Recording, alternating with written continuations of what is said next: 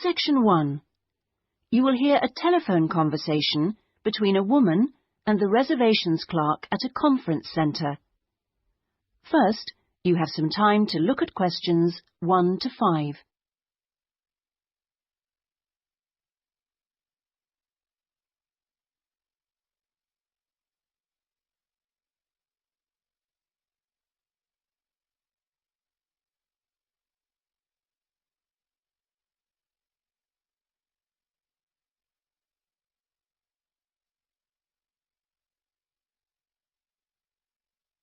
You will see that there is an example that has been done for you. On this occasion only, the conversation relating to this will be played first. Conference Centre reservations. Good morning. Hi, I'm interested in the computing conference next month. Future directions in computing? Yes, that's right.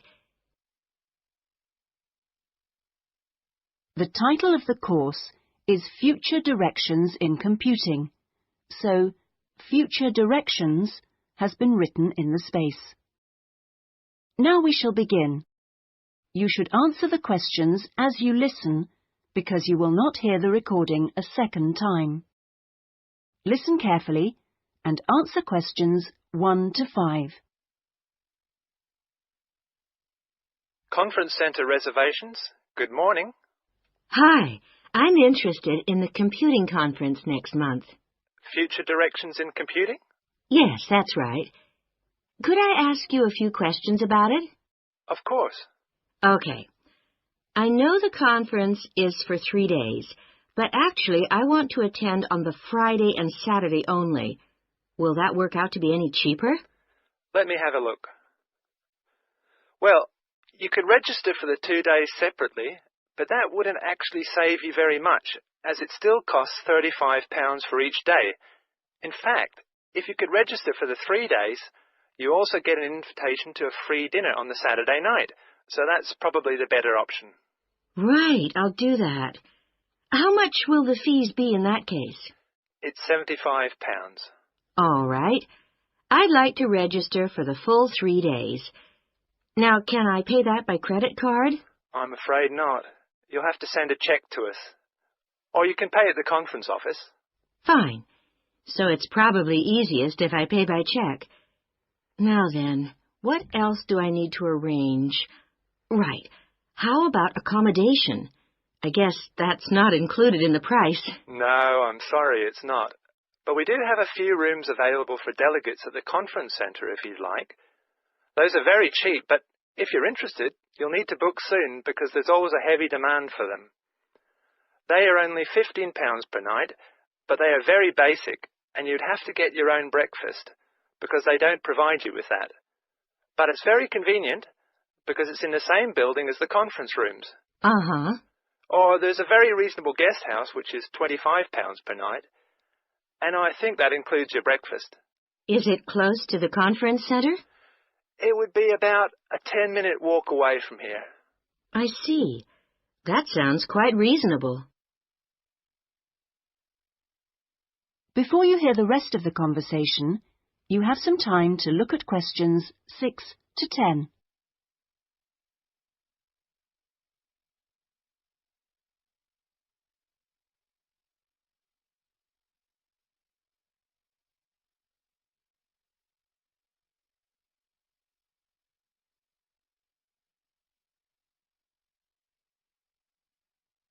Now listen and answer questions 6 to 10.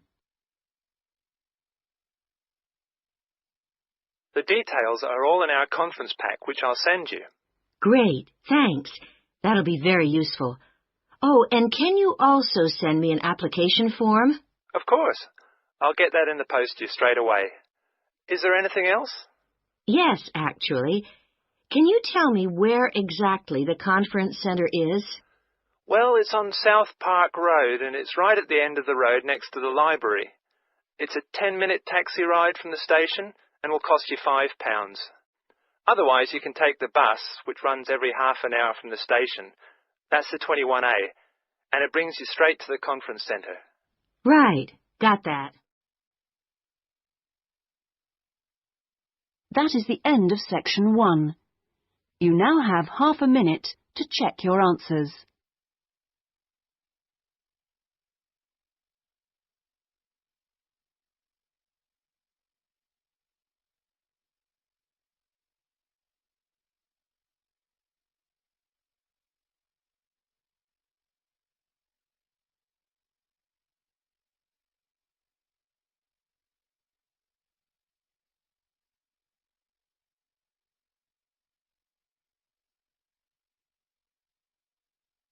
Now turn to section 2.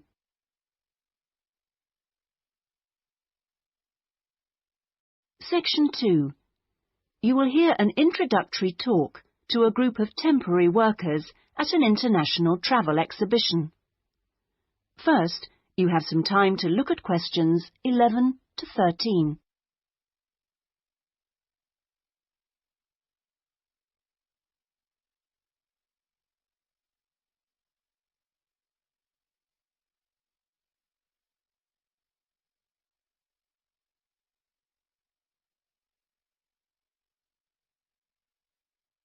Now listen carefully and answer questions 11 to 13.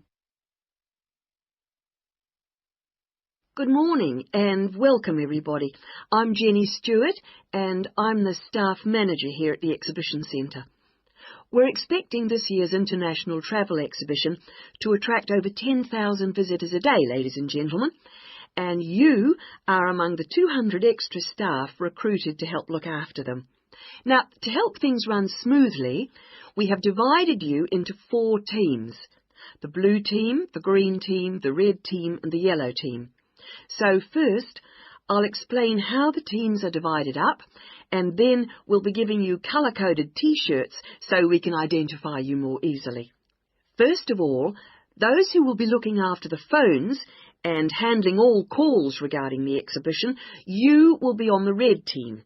Now, we've also put the entrance staff on the red team, and you'll be stamping the entrance tickets and giving out publicity leaflets, okay?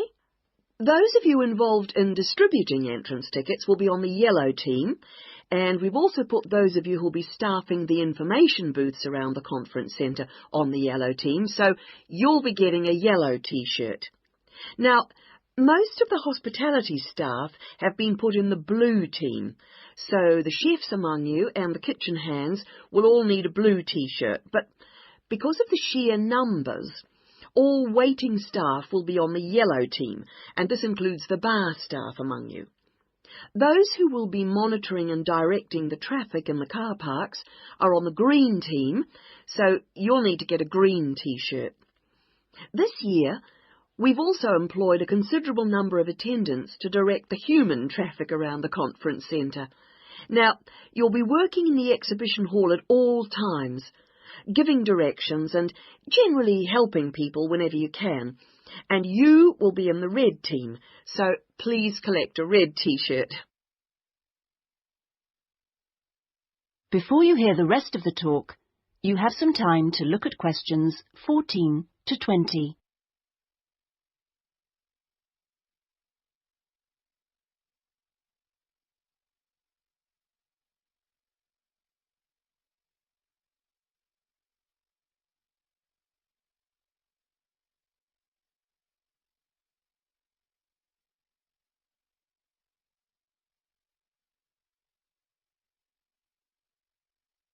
Now listen and answer questions 14 to 20.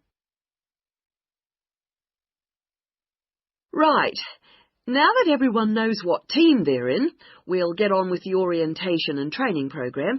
And first, I'll run through the rest of today's program, which you should have in front of you so that you can get a general idea of what else is in store today.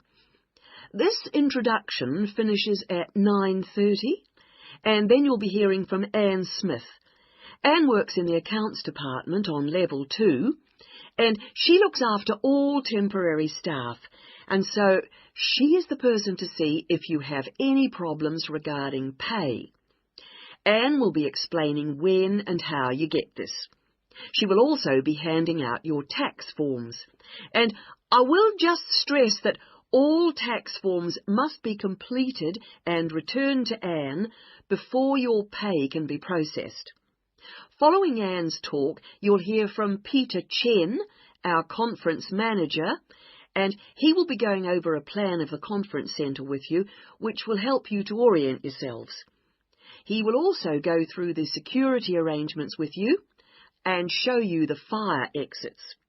Then, at 10:30, there will be a coffee break in the staff canteen, which is located down on the ground floor.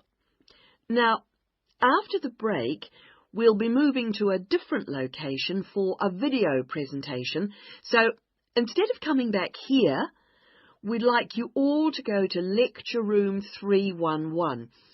You'll find it on this same level, just down the hall, and there you will be shown a video about important safety issues in the workplace called Safety at Work.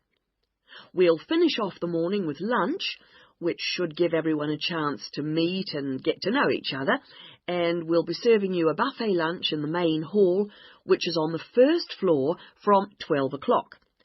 After lunch, you'll be divided up into your teams to meet your team leaders, and we're hoping to be all finished by 3, so I won't delay you any longer, and I'll hand over. That is the end of section 2. You now have half a minute to check your answers.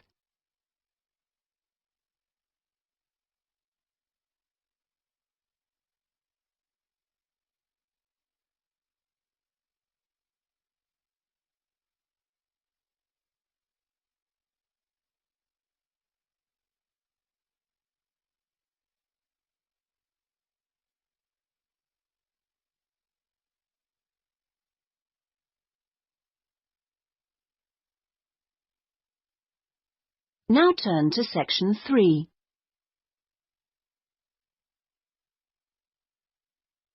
Section 3. You will hear a conversation between a librarian and an education student. First, you have some time to look at questions 21 to 27.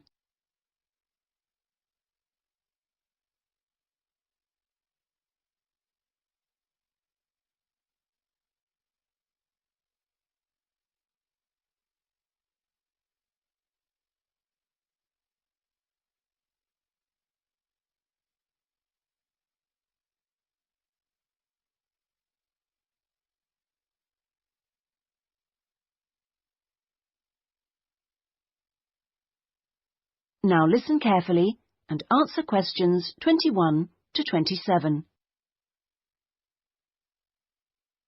Good afternoon. Can I help you? Good afternoon. Yes, I've just transferred to the School of Education, and I'd like information about joining the library. Well, the School of Education has libraries on 2 sites, as I'm sure you know. This one here is the Fordham site, and the other is on Castle Road. And is there any difference between the 2 libraries? Not in terms of their facilities.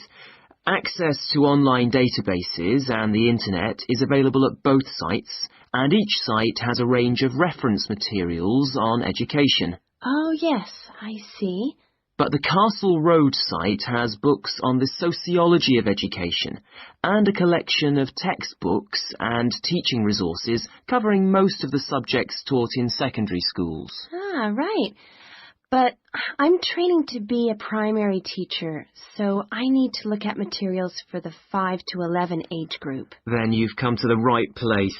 At Fordham, we hold material relating to primary education, as well as special needs. But, of course, you'll need to familiarise yourself with both sites to make the most of our resources. You haven't mentioned periodicals. Are they held at both sites? Current issues, yes, but if you want to look at back issues, you'll need to use the CD-ROM databases, which are held here at Fordham. I see. Now, about borrowing books, I'm living out of town, so I'm hoping I can borrow quite a few items and cut down on the number of trips I have to make. Right, well, members can borrow 2 books at a time from each site. Only 2 books? Only 2 from each site, but that's 4 altogether. Oh, I see. And how long can I hang on to them for? The borrowing period is 1 month, but of course books can be renewed. You can renew any item a maximum of 3 times. Do I have to come to the library to do that? No, you can do it by telephone or email, but you can't renew overdue books this way, only before or on the due date stamped in the book. We'll need your full name, your borrower number, and the name of the site library you borrowed the items from. So, theoretically, I can borrow books for up to 3 months. Is that what you're saying? Yes, provided they're not recalled. So, what happens then? Well, sometimes an item is requested by another borrower, in which case we'd send you a letter, and you'd have to return the book within 7 working days. Don't forget we're closed on Sundays. Okay. Before you hear the rest of the conversation, you have some time to look at questions 28 to 30.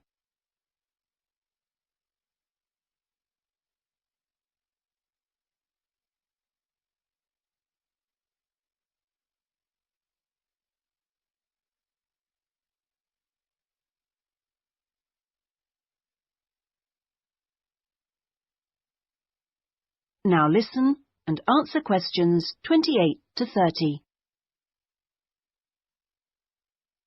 I expect it'll take me a while to find what I need. There's such a lot here. Yes, there is.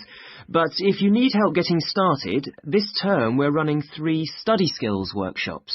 Oh? What are they on? Let me see. The first one's on resources. Yes, here it is. How to use the library's resources. That includes everything, not just the print and technical resources. That sounds useful. Is there anything on using the internet? Let's see. The one on the internet for beginners was last term. This term it's finding research materials online. That sounds interesting too. What's the last one? It's a workshop on dissertations. What do you mean? How to write one? No, it's more to do with academic writing conventions. You know, writing a bibliography and how to refer to sources in your text, that sort of thing. Anyway, here's a leaflet with information about all 3. Oh, thanks a lot. That'll be very useful. You're welcome. That is the end of section 3. You now have half a minute to check your answers.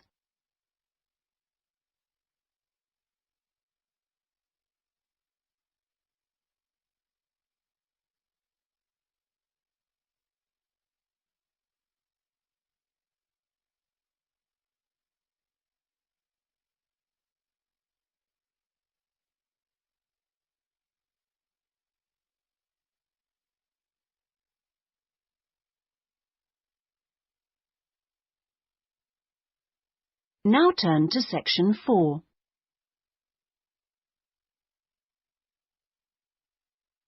Section 4. You will hear part of a lecture given by a conservationist on the subject of lions. First, you have some time to look at questions 31 to 40.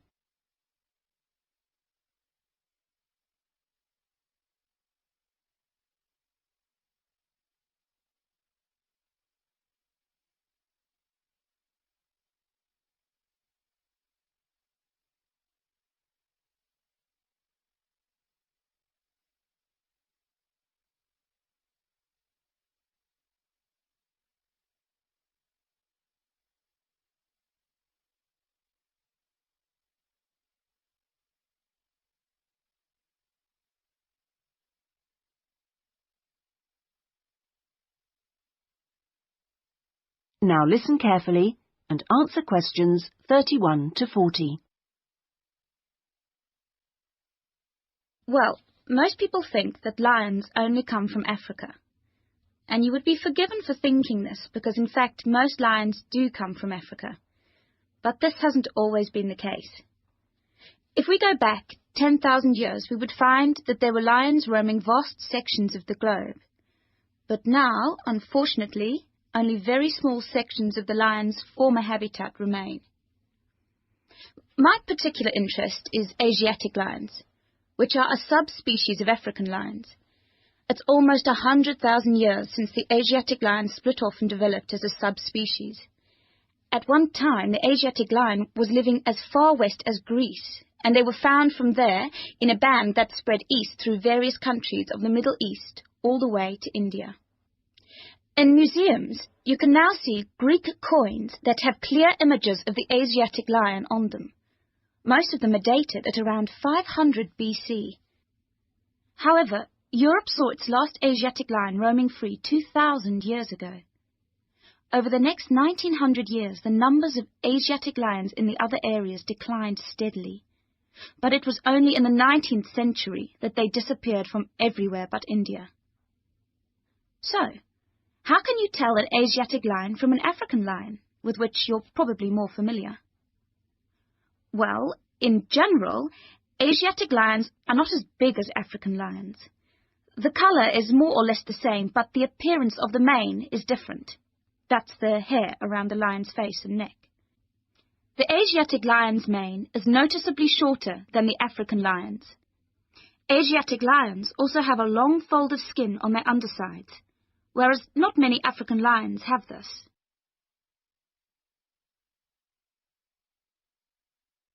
Well, I'd like to talk to you now about the Gir Sanctuary in India. That's where I've just come back from.